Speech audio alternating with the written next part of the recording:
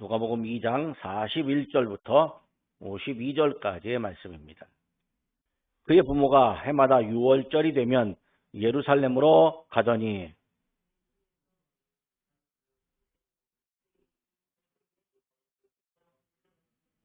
그 날들을 마치고 돌아갈 때에 아이 예수는 예루살렘에 머무셨더라. 그 부모는 이를 알지 못하고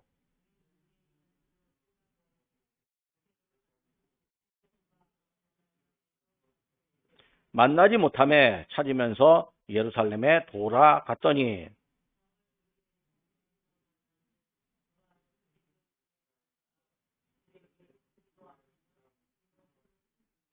듣는 자가 다 그 지혜와 대답을 놀랍게 여기더라.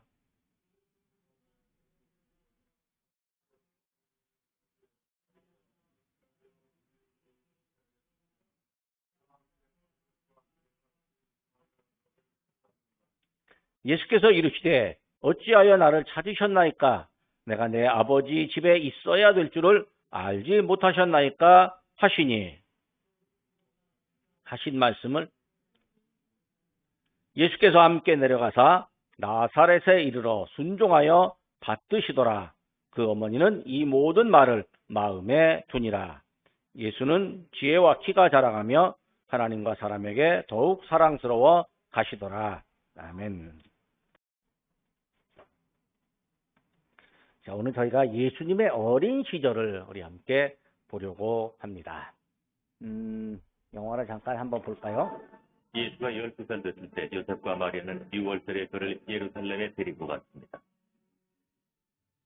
그러나 아들 예수도 그들과 함께 있다고 생각하며 집을 향해 떠났을 때 예수는 뒤에 남았습니다. 그들이 예수를 찾기 위해 시내로 돌아온 지 3일째 되던 날, 그가 성전의 유대 종교 지도자들과 함께 앉아있는 것을 봤습니다. 이 아이는 누구의 아이인데 이런 것은 뭡니까? 나사렛에서 왔습니다. 이 아이가 우리 함께 떠난 줄 알았지. 아이의 역사를 너그러이 봤지.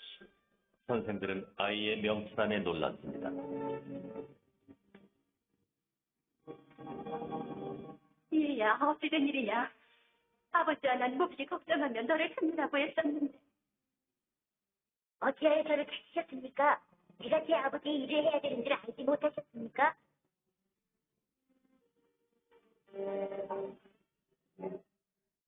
예수는 부모와 함께 나사렛에 돌아왔고 자랄수록 지혜로워져서 하나님과 사람들에게 사랑을 받았습니다.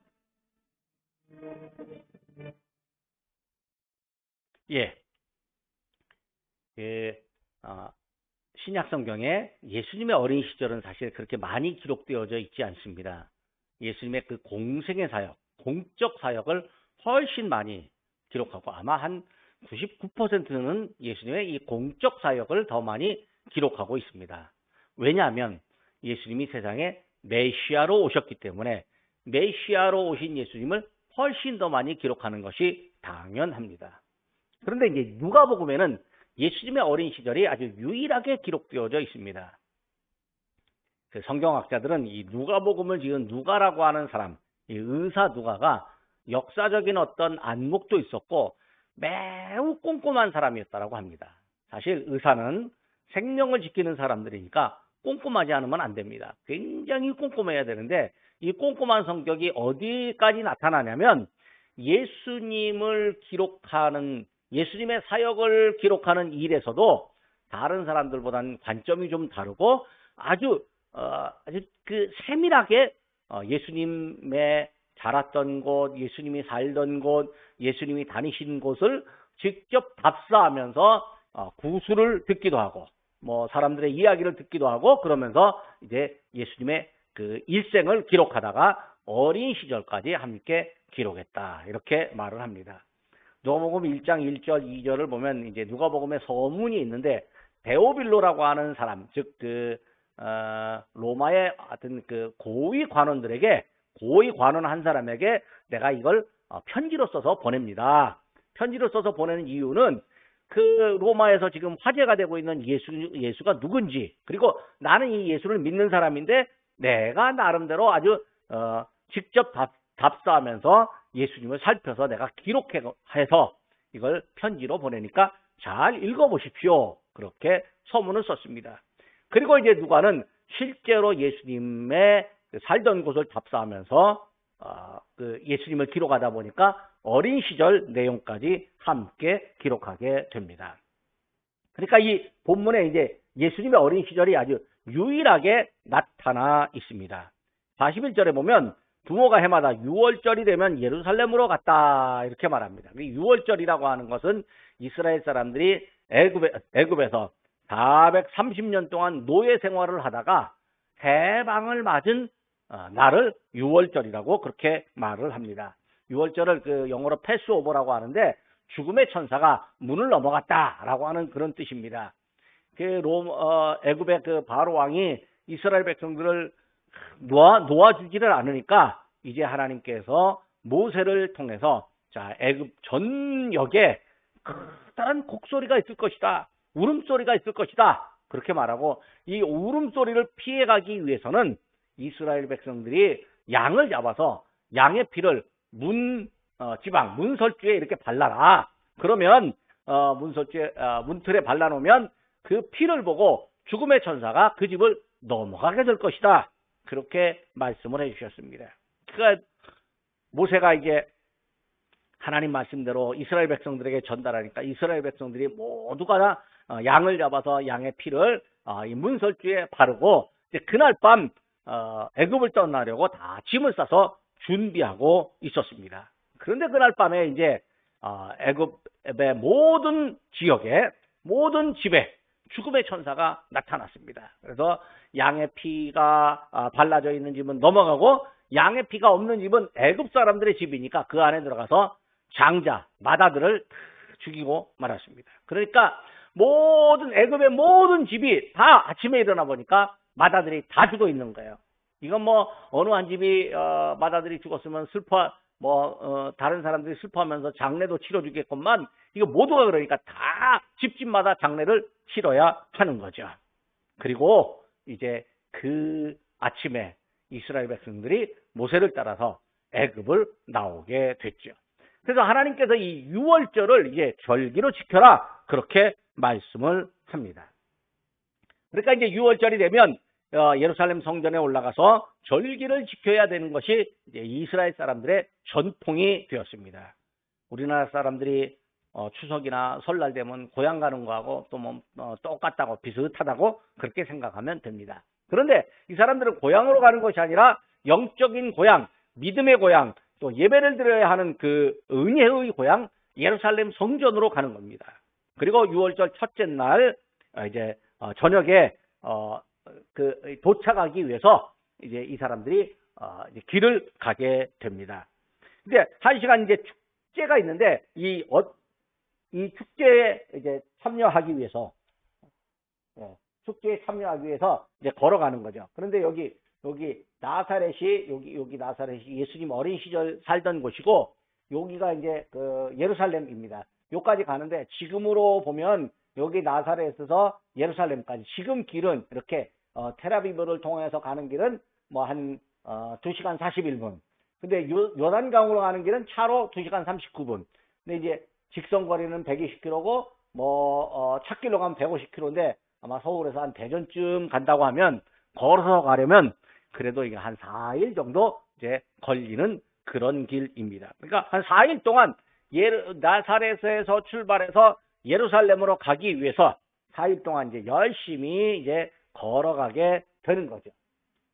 자, 이렇게 열심히 걸어가다가 거기서 다시 예루살렘에서 축제 기간 6월절을 지내고 다시 이제 돌아오게 되는 것이죠. 6월절을 지내고 이제 돌아와야 되는데 중요한 것은 예수님의 그 부모님, 어머니, 아버지가 하루길 정도 갔는데 분명히 어린 아들 예수, 12살 된 어린 아들 예수가 따라오는 줄로 알았는데 알고 보니까 따라오고 있지가 않은 거예요. 그러니까 어디 갔지? 큰일 났다. 그래서 찾다가 친척들에게 물어봅니다. 또 함께하는 사람들에게 물어봅니다. 우리 아들 예수를 봤느냐고. 못 봤다고 하니까 그럼 어디 갔지? 하면서 다시 이제 예루살렘으로 하루길을 다시 거슬러 오게 된다라고 하는 거죠. 자, 예루살렘을 곳곳으로 다 찾아다니다가 이제 혹시나 하는 마음으로 성전에 들어갔는데 그 성전에서 어린 예수가 성전에서 율법학자들 또 성경학자들과 앉아서 성경에 관해서 묻기도 하고 듣기도 하고 토론하고 있는데 아주 대연스럽게 앉아 있었더라고 하는 거죠. 그리고 이 학자들은 성경을 묻기도 하고 듣기도 하는 이 예수 그리스도를 보고 야, 어린아이가 어떻게 이런 지혜를 가졌는지 놀랍다라고 하면서 열띤 이제 토론을 하고 있는 거죠. 근데 그때 부모가 예수를 이해할 수 없다는 듯이 나무라듯이 말을 하는 거죠. 근데 뭐 나무라듯이 말하지만 그래도 대학자들로부터 칭찬을 받고 있으니까 흐뭇하게 미소를 머금으면서 말했을지 모르겠습니다. 얘야, 왜 우리한테 이렇게 했느냐? 내 아버지가 아버지와 내가 너를 얼마나 찾았는지 아느냐? 그렇게 말을 합니다. 48절에 그의 부모가 보고 놀라며 그의 어머니는 이르되 아이야 어찌하여 우리에게 이렇게 하였느냐? 보라 내 아버지와 내가 근심하며 너를 찾았노라. 그렇게 말합니다. 그런데 49절의 말씀이 아주 대단한 말입니다. 49절에 이렇게 말합니다. 예수께서 이르시되 어찌하여 나를 찾으셨나이까? 내가 내 아버지 집에 있어야 될 줄을 알지 못하셨나이까? 이렇게 말합니다. 그러니까 이제 중요한 거는 예수님이 예루살렘 성전을 아버지의 집이라고 칭했다라고 하는 거죠. 근데 아버지의 집이라고 칭했는데 중요한 건 그 부모가 예수님이 하는 말, 어린 예수가 하는 말이 무슨 뜻인지 제대로 알지 못하고 있다는 거죠. 부모라도 어린아이의 말을 다 이해할 수 없을 때가 있습니다. 요즘은 더 그렇습니다. 요즘은요, 12살 정도 되는 아이들은요, 이 스마트폰과 컴퓨터에 아주 그 귀신같이 자랍니다. 할아버지들이 손자, 손녀들에게 스마트폰 가르쳐 달라고 하면요, 할아버지, 할머니보다 훨씬 더 잘합니다. 이 아이들이 스마트폰을 배워본 적이 없는데 얼마나 잘 다루는지 모릅니다. 스마트폰으로 온갖 게임을 다 하고요. 그 게임에서 돌아가는 이런 것들을 그냥 엄청나게 빨리 잘 해내고 있습니다. 세대가 바뀌었습니다. 지금 이 기계 문명이 생기면서요, 이 정보화 시대가 되면서요, 이제 어린아이들이 훨씬 더 이것을 더 빨리 습득합니다. 저만 해도요, 결혼하고 나서 컴퓨터를 알게 됐어요. 그 다음에 컴퓨터 배우느라고 힘들었어요. 그런데 요즘 아이들은요, 태어나니까 컴퓨터가 있었고, 저희도 40이 지나서 스마트폰이 이제 그제서 손절하기 알았는데 요즘 아이들은 태어나니까 스마트폰이 있는 거예요. 그냥 태어나니까 있는 거 보면, 그냥 있는 거로구나. 그렇게 생각합니다. 그러니까 그냥 쉽게 접할 수 있고, 또 접했기 때문에 금방 익숙해질 수가 있습니다. 자, 그런데 49절에서 진짜 중요한 건 예수님이 성전을 아버지의 집이라고 얘기를 했다는 거죠. 그러니까 아버지의 집이라고 하나님의 집인데 아버지의 집이라고 말했다라고 하는 것은 예수님이 하나님을 아버지라고 지칭했다라고 하는 거예요. 사실 이 고대 근동 사회는요, 이 아버지의 아들이기도 하지만 어머니의 아들이기도 합니다. 이 모계 사회입니다. 그래서 어머니의 품을 떠난다는 것이 쉬운 일이 아닙니다. 어머니를 그냥 혼자 가게 하고 또 어머니를 놔두고 바깥으로 나간다는 것이 별로 그렇게 쉬운 일이 아닙니다. 그래서 누군가를 칭할 때는 항상 어머니를 칭했습니다. 그리고 비난할 때도 그 어머니의 아들이라고 이렇게 이야기합니다. 우리나라 같으면 뭐라고 말하냐면 그 아버지 아들 이 아버지를 욕하는데 이스라엘은 어머니를 욕했다라고 하는 겁니다. 여기 나사렛 이게 옛날 예루살렘인데 여기 옛날 예루살렘 이 양쪽으로 골짜기가 있습니다. 천연 요새인 거죠. 이 천연 요새를 이제 다윗이 공격을 해갖고 이 요새 이 아래쪽서부터 여기까지 있는 샘이 있는데 이 샘을 통해서 공격을 해서 이 성이 이제 나중에 시온 산성이 된 것이죠. 이것이 이제 현재의 나사렛 지역입니다. 자, 그런데 어떻게 말하냐면 예수님이 마리아의 아들 목수가 아니냐 이렇게 이야기하고 있었다라고 하는 거죠. 그러니까 결국은 이 마리아의 아들, 이 어머니부터 먼저 말하고 있었다라고 하는 거죠. 근데 예수님의 이 사생활이요, 성경에 거의 나오지 않습니다. 성경은 우리가 알다시피 아까도 얘기했지만 메시아로 오신 예수님을 말하기 때문에 예수님의 사생활을 말하지 않았는데 그 사생활을 잠깐 말하는 그 틈새로 보면 예수님은 가난하지는 않은 것 같지만 그렇다고 또 부자도 아니었습니다. 그러니까 예수님이 태어나실 때 마리아가 결례를 위하여 드린 제물을 보면 그렇게 말합니다.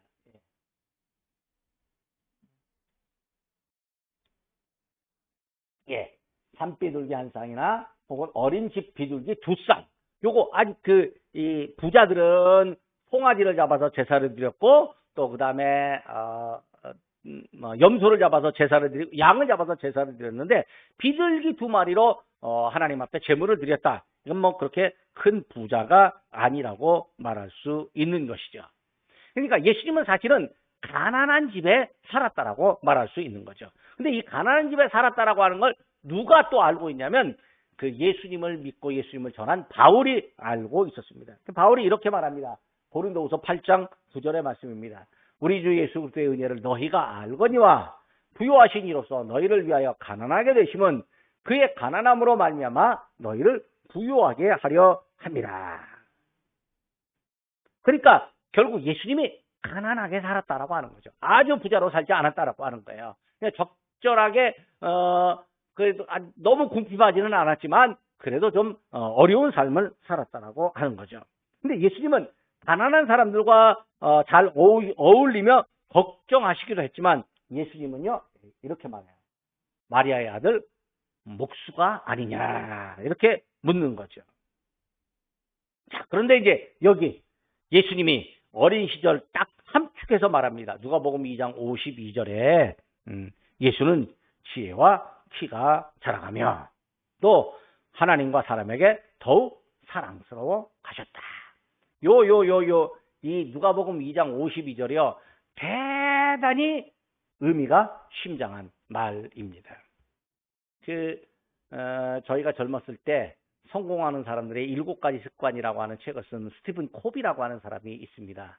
그 사람이 그 리더십과 관련돼서 책을 써서 엄청나게 책이 많이 팔렸고 부자가 됐습니다. 책 많이 팔아서 부자가 됐는데 그 사람이 이제 말년에 성공하는 사람들의 8번째 습관이라고 하는 책을 또 썼습니다.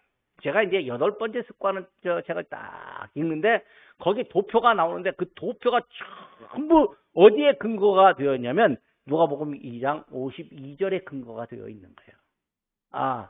영적인 것이 필요하다. 사회적인 것이 필요하다. 또 신체적인 건강이 필요하다. 또 그리고 정신적인 건강이 필요하다. 이게 이 균형 잡힌 성장이 필요하다라고 하는 거. 리더는 지도자는 균형 잡힌 사람이어야 된다. 이런 얘기를 거의 한 600쪽 정도를 계속 그것을 이 말하고 저 말하고 그러면서 계속 반복해 나가는 거예요. 정신도 또 한 4가지 영역으로 나눠서 균형을 잡아야 되고 또 이 몸도 재정이나 또 혹은 건강이나 이렇게 균형을 잡아야 되고 하나님께도 그 하나님과 나와의 관계나 또 내가 그 하나님께서 주신 그 은혜를 사모하는 거나 그것도 균형을 잡고 또 사회적인 관계도 또 균형을 잡고 이렇게 지속적으로 균형을 잡아가는 일을 설명을 하고 있는 거예요. 보고 이야 이 사람 참 대단하다. 사실은 제가 스티븐 코비를 좋아하지는 않습니다. 왜냐하면 이 사람이 몰몬교도거든요. 몰몬교도인데 아이고 그 몰몬교도가 성경을 얼마나 열심히 얘기했는지. 사실 몰몬교도는 예수님을 구세주로 믿지 않습니다. 고백하지 않습니다. 이 사람들은 예수님을 그냥 선지자 중에 한 사람 정도로만 생각하고 있습니다. 그리고 진짜 선지자, 자기네들이 믿어야 될 선지자는 몰몬이라고 그렇게 말을 하고 있습니다. 그런데 예수님을 믿지 않으니까 이 사람들은 사실은 이단이나 마찬가지인 거예요. 근데 이단들이 성경을 연구했는데 이단이 연구한 그 성경이 누가복음 2장 52절을요 아주 얼마나 자세하게 풀어놨는지 제가 깜짝 놀랐습니다. 자, 예수님은 자랄 때 2가지가 자랐습니다. 지혜도 자라고 키도 자랐습니다. 그러니까 사람이 키도 자라야 되고 지혜도 자라야 돼요. 몸도 성장하고 또 이 몸이 성장하는 만큼 생각이 성장해야 하는 거죠. 지금 이게 이 물질 문명이 발달하면서 사람들이요 몸은 커지지만 머리가 발달하지 않는 경우가 있습니다. 이게 이제 정신지체 발달 장애라고 그렇게 말을 합니다. 그래갖고 20살 정도 되니까 힘도 엄청나게 셉니다. 그런데 뭐 혼자 돌아다니면서 말하는 거 보면 3살짜리 애하고 똑같이 혼자 중얼중얼 하면서 아무데고 그냥 찻길도 건너고 또 뭐 편의점에 들어가서 물건도 막 가지고 나가고 그렇게 합니다. 나중에 이제 붙잡히면 부모가 가서 우리 아이가 이랬는데 용서해달라고 싹싹 빌면서 또 손해배상을 하기도 하고 그렇게 합니다. 그러니까 이게 사실 자랄 때요, 사람이 자랄 때 키도 자라고 몸도 자라고 지혜도 자라고 함께 자라야 된다라고 하는 거죠. 근데요, 지혜는 자라고 있는데 몸도 또 빨리 자라지 않으면요, 그것도 이 육체에 장애를 입게 되는 거죠. 그러니까 사실 사람은 이렇게 성장할 때에 함께 성장해야 됩니다. 지혜와 키가 함께 성장해야 돼요. 그러니까 예수님이 지혜와 키가 성장했다라고 하는 게 뭐냐면 어린아이들이 성장하고 사람들이 성숙하게 되는 그 하나의 모델이요, 표준이 됐다라고 하는 것을 보여주고 있습니다. 그런데 52절에 이렇게 말합니다. 하나님과 사람에게 사랑스러워 가시더라. 이게 뭐냐면 하나님으로부터도 사랑을 받았고 사람으로부터도 사랑을 받았다라고 하는 거죠. 그러니까 하나님과의 관계가 아름다웠고, 즉 믿음이 바로 섰고, 그 다음에 사람으로부터 사랑을 받았다라고 하는 것, 칭찬을 받았다라고 하는 것은 이웃과 또 친구와 사람들과의 관계가 아주 원만하고 아주 좋았다라고 하는 것을 의미하고 있습니다. 그러니까 예수님이 하나님과의 관계, 사람과의 관계가 아름다웠다. 이걸 뭐냐면 영적인 건강이요, 또 사회적인 건강이다. 이렇게 이야기를 합니다. 일반 회사에 들어가면 일을 잘하는 사람들이 있습니다. 일을 잘해서 좋은 성과를 거두고 회사에 수익을 많이 가져다 주게 되면 그 사람이 이제 일을 잘하니까 승진을 시켜줍니다. 승진을 시켜서 팀장을 만들어 주기도 하고 그렇게 합니다. 그럼 이제 팀장이 되고 나면 이제 부하 직원을 다스려야 되는데 그때 뭐가 생기냐면 자기 혼자 일할 때는 일도 잘합니다. 그리고 뭐 옆 사람과도 뭐 이렇게 관계가 좋았는데 팀장이 되고 나면 부하 직원과 관계가 그렇게 쉽지 않습니다. 그러니까 이게 이 팀장으로서 하는 일을 이제 매니지먼트라고 말을 하는데 제일 어려운 게 뭐냐면 피플 매니지먼트, 즉 사람과의 관계, 사람과 더 잘 지내는 관계가 매우 중요한데 그게 쉽지 않다라고 하는 거죠. 자기 생각대로 직원들이 따라오기를 바라고 또 직원들에게 자기 생각을 강요하기를 바라는 경우가 있고 또 새로운 젊은 직원들이 있으면 젊은 직원들과 잘 어울리지 못하고 명령하거나 그래서 젊은 직원들이 금방 회사를 그만두는 그런 경우도 있다. 뭐 이렇게 말을 합니다. 그러니까 팀장 되고 나면 제일 먼저 배우는 게 뭐냐면 사람과의 관계를 어떻게 해야 될 것이냐. 그래야 리더십이 성장한다. 그렇게 가르쳐주고 있습니다. 근데 미국 사람들은 리더십을 말할 때 언제나 예수님을 공부합니다. 왜? 예수님이 사람과의 관계에서 매우 멋진 모습을 보여주었기 때문에 그렇습니다. 자, 여기 또 보면요. 이 유대인들은요. 사실 자기 혼자 일하는 걸 좋아합니다. 협력 관계로 일하는 걸 별로 안 좋아한답니다. 근데 유대인들은요. 모두가 다 천재적인 두뇌를 갖고 있는데 협력해서 일하지 않다가 보니까 유대인들이 주변 사람들에게 조금 미움을 받는 경우가 더러더러 있습니다. 그러니까 유대인들이 욕심쟁이라고 말하고 또 흩어진 유대인으로서 외지에 나가서 살을 때 저 돈은 많지만 자기들만 아는 사람이라고 하면서 욕도 먹고 그렇게 합니다. 그러다 보니까 2차 대전 때 독일이 유대인들을 죽이는 폴란드에서도 죽이는 그런 인종청소의 일들이 일어나게 되었습니다. 오늘 아침에 제가 잠깐 인터넷 기사를 봤는데 유대인 한 사람이 머리가 너무 좋아가지고 30세에 MIT 공대의 대학 교수가 되었답니다. 박사가 돼서 대학 교수가 됐는데 대학 교수를 하다가 갑자기 그만두고 창업을 했답니다. 창업을 했는데 어떤 창업을 했냐면 주식 거래를 하는 창업을 했는데 돈을 좀 있는 대로 빚을 얻어갖고 주식 거래를 하는 창업을 하다가 쫄딱 망했답니다. 그냥 다 망하고 말았대요. 이 사람이 다시 이제 망하고 나니까 어떻게 할 수가 없는데 머리는 좋으니까 국방연구소에 들어가가지고 국방연구소에서 직장 생활하다가 이제 거기서 컴퓨터도 배우고 이 컴퓨터의 구조를 배우고 컴퓨터가 이제 어떻게 주식 매매를 하는데 사용될 수 있을까 뭐 이런 것도 배우다가 이제 어느 날 갑자기 베트남 미군 파견 이런 문제에 대해서 비판을 하다가 이제 국방연구소 직원이니까 바로 해고가 됐습니다. 해고되자마자 다시 회사를 차렸는데 이제 증권거래를 하는 사이트를 컴퓨터로 사이트를 만드는데 웬걸요? 그때부터 사람의 어떤 직감에 의해서 이 증권거래를 하는 것이 아니라 실제로 컴퓨터를 통해서 증권거래를 했는데 놀라운 수익을 거두게 되더라는 거야.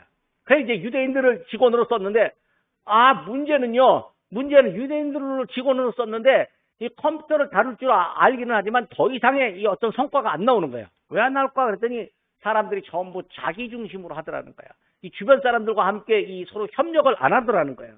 어떻게 하면 좋을까 하다가 생각해서 내세운 게 뭐냐면 그 어떤 성과급을 줄 때 자기가 잘해서 받는 것은 40%, 옆 사람과 협력해서 성과급을 받는 것은 이 협력을 했기 때문에 60% 그렇게 줬다는 거예요. 그러니까 자기 혼자 잘하는 것보다 옆 사람과 협력해서 잘하는 게 훨씬 더 많은 성과급을 받게 되니까 사람들이 아니나 다를까 진짜 옆 사람들하고 협력을 하게 되었다라고 하는 거예요. 근데 지금도 연 3조를 번대요. 미국 증권시장에서 연 3조를 번다는 걸 보고 깜짝 놀랐습니다. 우리 같으면 도대체 꿈도 못 꿀 일입니다. 그런데 그게 뭐냐면 컴퓨터를 다루는 능력도 있는 거겠지만 중요한 것은 사람과의 협력 관계를 만들어내고 있었다라고 하는 거죠. 이게요, 교회도 사람들과의 협력 관계가 매우 중요합니다. 교회 안에서 사람들과의 협력 관계가 이루어지지 않으면요, 교회가 시끌시끌하고 교회가 별로 은혜가 안 됩니다. 그리고 초신자들, 처음 온 사람들은요, 아이고 무슨 교회가 이러냐 하면서 교회에 정착하지가 않습니다. 이게 협력 관계가 이루어지려면요, 내가 나의 생각을 내려놔야 되고 또 때로는 내 자존심도 좀 내려놔야 되고 다른 사람들의 말에 귀도 기울여야 되고 그 다음에 내가 주장할 때 너무 강력하게 너무 극단적으로 주장하지 않는 이런 일들이 있어야 되는 거죠. 근데 교회가 하나님을 잘 섬기는 교회여야 되는데 세상 사람들은요, 하나님을 잘 섬기는 교회가 도대체 어떤 모습으로 나타나느냐, 그것은 교회 안에 있는 사람들끼리 서로 사랑하며 서로 잘 지내는 거, 우선 그거부터 보는 거죠. 그리고 자기네들과도 잘 지내는 걸 보는 거죠. 물론 교회 바깥에 있는 사람들, 불신자들은요, 자기네들이 잘못했어도 교인들은 그냥 자기네들을 덮어주기 원하고 교인들은 전혀 잘못하지 하면 안 된다라고 하는 그런 약간 왜곡된 시각도 없지 않아 있습니다만은, 그래도 불신자들이 교회를 바라볼 때 믿음의 사람들이 서로 좋은 관계를 누리며 살아가는 것을 원하고 있었다라고 하는 거죠. 우리 예수님은 나사렛에서 사람들과 좋은 관계로 지냈고, 그래서 또 거기서 사회적으로 사람들에게 사랑을 받았다라고 하는 거죠. 확실히 어린아이도 사랑을 받으면 잘 자랍니다. 성도들도 사회적으로 사랑을 받아야 돼요. 직장 사람들에게나 주변 사람들에게나 참 귀한 사람이다. 참 멋진 사람이다. 라고 그렇게 인정받는 이런 일들이 필요하게 됩니다. 그 다음에 이제 중요한 것은요, 여기에 보니까 51절에 예수께서 함께 내려가서 나사렛에 이르러 순종하며 받들었다. 그렇게 말합니다. 즉, 어머니 아버지를 순종하며 받들었다. 효도했다. 뭐 그렇게 말하고 있는 것이죠.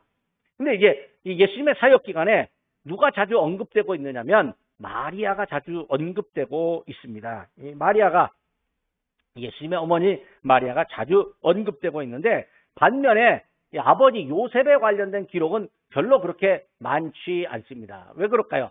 아마도 요셉이 예수님의 어린 시절에 먼저 세상을 뜨지 않았을까, 그렇게 생각하고 있습니다. 만약에 요셉이 생존해 있었다면 예수님을 말할 때 마리아의 아들보다는 요셉의 아들이다. 이렇게 말할 확률이 훨씬 많았습니다. 그리고 뭐 예수님 나사렛에 갔을 때 이 사람은 마리아와 요셉의 아들이 아니냐 이렇게 나사렛 사람들이 예수님을 칭하면서 오히려 예수님의 어린 시절도 알고 예수님을 알게 되니까 나사렛 사람들이 예수님을 별로 잘 받아들이지 않으니까 예수님이 선지자가 고향에서는 환영을 받는 일이 드물다. 그렇게까지 말씀하고 있었습니다.